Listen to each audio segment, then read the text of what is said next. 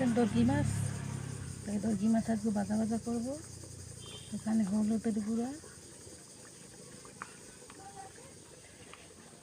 মরিচের গুঁড়া,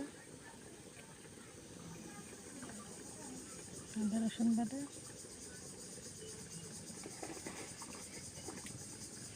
আর লবণ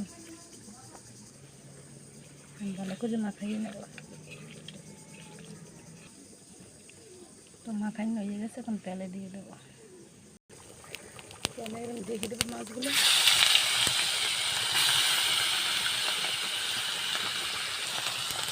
দর্গি মাছ ভাজতেছি লাল লাল করে।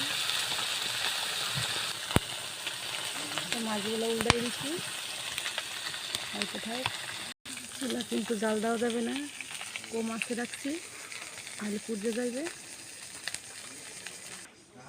তো মাছ ভাজা শেষ, এখন ডালিয়ে নেব।